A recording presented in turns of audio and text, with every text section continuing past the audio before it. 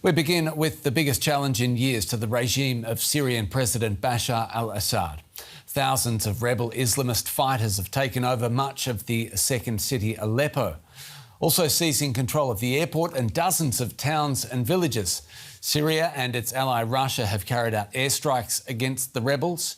Assad has vowed to defeat the insurgents. Rebel fighters celebrate in the central town square in the heart of Aleppo. They fire off victory shots. Some even get down on their knees and kiss the ground. The happiness is indescribable, the happiness of liberating the city of Aleppo. We're now in the main square. We've been waiting for this for 10 years.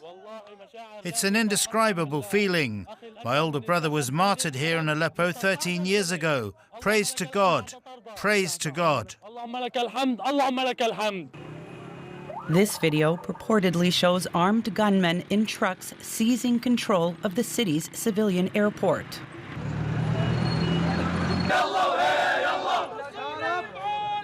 The Syrian army admits it's lost control of much of Aleppo, which it held for 8 years, and dozens of its soldiers were killed when a coalition of rebel groups launched a surprise attack a few days ago. They seized a military base, weapons, and even tanks from Syrian government forces. The lightning offensive is led by the Islamist group Hayat Tahrir al-Sham, or HTS, which used to be al-Qaeda's branch in Syria before severing ties. The coalition consists of multiple groups with differing ideologies. What unites them is their opposition to Syrian President Bashar al-Assad.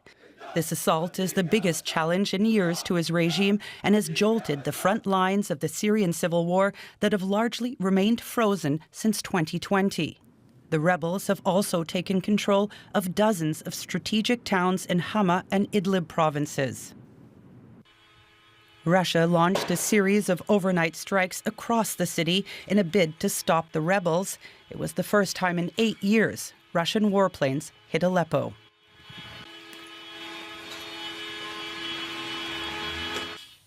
All right, let's bring in Aaron Selin, a fellow at the Washington Institute for Near East Policy and a founder of jihadology.net.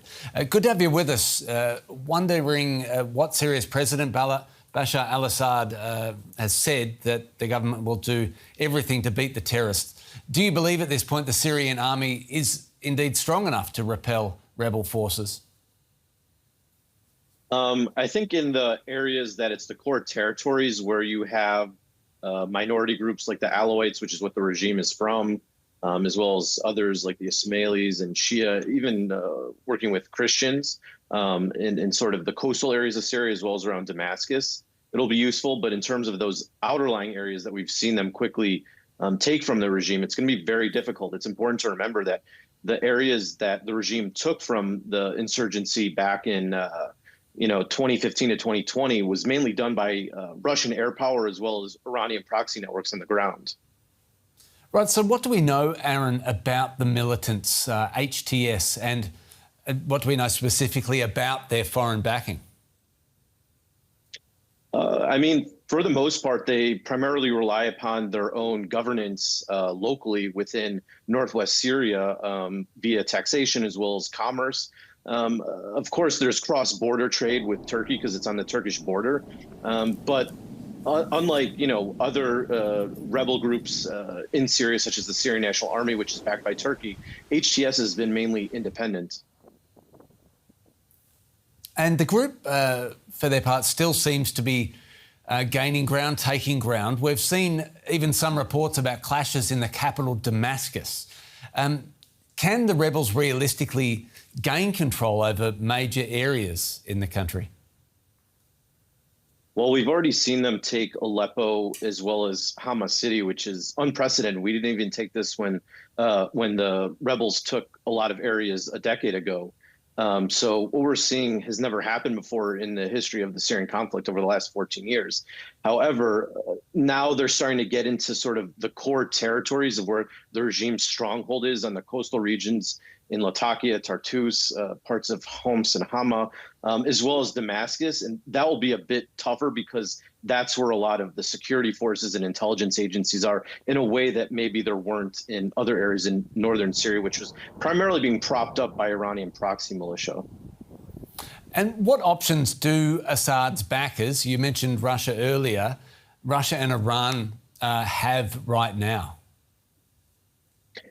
They're definitely in a more difficult position now compared to when Russia first entered the conflict a decade ago, as well as Iran, because of Russia's involvement in the war in Ukraine, as well as recently Iran's backing of both Hamas and Hezbollah in the war that Israel's been conducting against them. And therefore, both of them have been weakened on some level or have other priorities right now. And that's one of the ways that HTS, as well as this hodgepodge of other groups, have been able to take advantage. I imagine that over the next week or so that, there will be a ton of meetings between the Russians, the regime, the Iranians, different Shia militia from Iraq, from Lebanon, even possibly even bringing in the Houthis now because of how successful they've seemed in their campaign in Yemen over the last year or so, and how that they might be able to push back. The question is if they have enough manpower as well as military capabilities as they did a decade ago, just because the context has changed so much in the past decade now, especially in the last 4 years. Yeah, the Syrian conflict had subsided for some years with the Islamist rebels largely confined to one area around Idlib. Now this flare-up. Can this, you think, lead to a full-blown conflict again? I think some of the places to look for in the future is in the South and Dara region, which is just south of Damascus. That's the cradle of the revolution where the first protests happened in 2011. And if they're able to get things going again, the province next door in Sweda has been actively protesting against the regime, which is predominantly Druze for the last year or so.